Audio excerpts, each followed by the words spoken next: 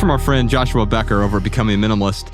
The article is called The Greatest Conversation Advice I Ever Received. I'm not going to read the whole thing, although we'll put a link to it in the show notes. I wanted to get Vanessa's thoughts on this.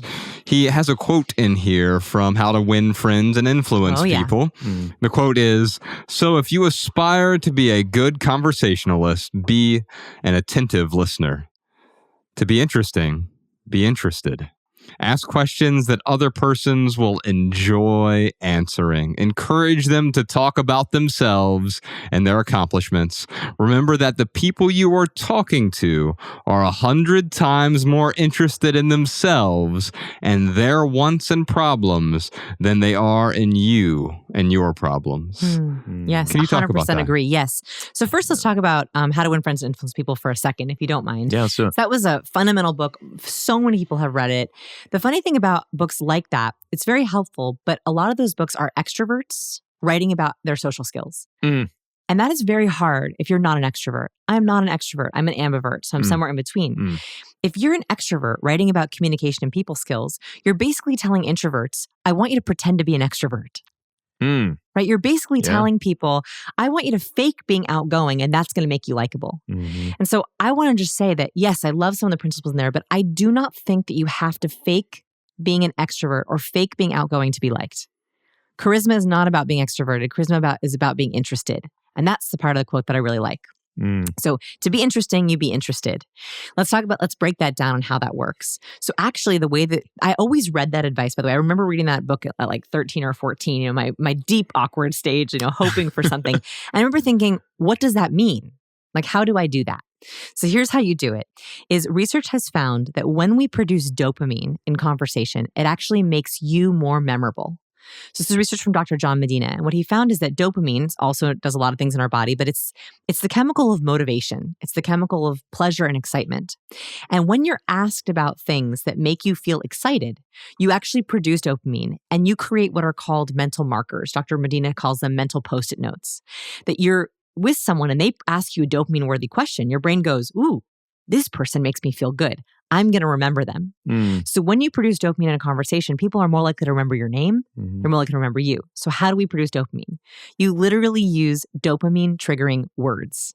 Such as? So instead of, and if we can do a challenge, do not ask, what do you do anymore? totally Amen. agree. Yes. When you ask someone, what do? You're asking their brain to stay asleep. You're basically saying, I want you to stay on autopilot and answer the same question you've answered 1,000 times before. And also, what do you do is really asking, what are you worth? Yeah. I think it's actually a little bit of an offensive question. So if we're going to get rid of it, what are we going to replace it with? What you want to replace it with are things that someone defines themselves by that get them excited. So working on anything exciting recently. That's a very, very simple swap, but it allows someone to say, am I working on anything exciting? And they can answer with work or they can answer with pleasure. You can also ask, have any personal passion projects? Right? Are you looking forward to any big projects coming up? Looking forward to is a dopamine word. Excited, working on anything exciting, is a dopamine word. Have any personal passion projects is a dopamine word. So all we're doing is we're trying to sub out autopilot questions for dopamine producing questions. I love it. So I've turned that question around. When someone asks me, what do you do? Yes. I'm usually like, what I love to do is I really love to snowboard. What do you love to do?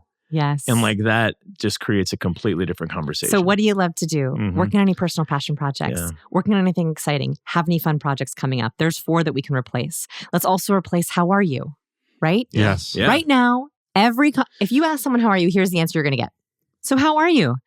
Busy. Good, but busy. Yeah. Is that not the answer that everyone gives every time? So no more how are you? Instead, ask what's good. Yeah. Right? Like that simple swap, asking a brain what's good, they literally are searching for good, good, good, good, good. Yeah. You're literally flipping them into gratitude in a very simple 2-word question. What's so on my good? team calls, we have team calls every Tuesday. I noticed at the very beginning of a team call, there was like this awkward, oh, those numbers, the weather, sorry, I'm late. And it was a very awkward start. I was like, no more. So we start every team call with tell me something good. And we all save our tell me something good of some mini sort of small success that we can all share. And that ritual has also helped. So if you have a team call or a date or a text thread or a friend group where you can start to sub out the how are ya? How's it been going? With tell me something good. Let's celebrate a win. You're literally giving people dopamine that helps them feel more motivated. Yeah, I love that. I got we do minimalist.org, which is like these little meetup groups that we've set up in some of the cities. And I have a call this Saturday with all the community leaders. And I usually do like a check-in question where I'm like, tell me how you are 1 to 10. And then I'll have a question. That's going to be my question this Saturday. Yeah, tell me something good. Oh, yes. I love it. Yeah. And I want you to pay attention to the cues that you see. So it's funny, when you ask someone an autopilot question, they stay asleep. Yeah. Right? They often half-lid. They half-lid, like they close their eyes. It's like, oh God, this is boring. They usually go down, like they like sag their chest down. If you ask someone something good, they go up. They go, oh, and their eyebrows go up, right? When our eyebrows go up, that's a universal sign of warmth. They often will go up in their vocal power. Oh, because they're actually thinking and questioning themselves. They often will sit up straighter. Oh, and they pull their shoulders back and down. So even that has like a physiological change.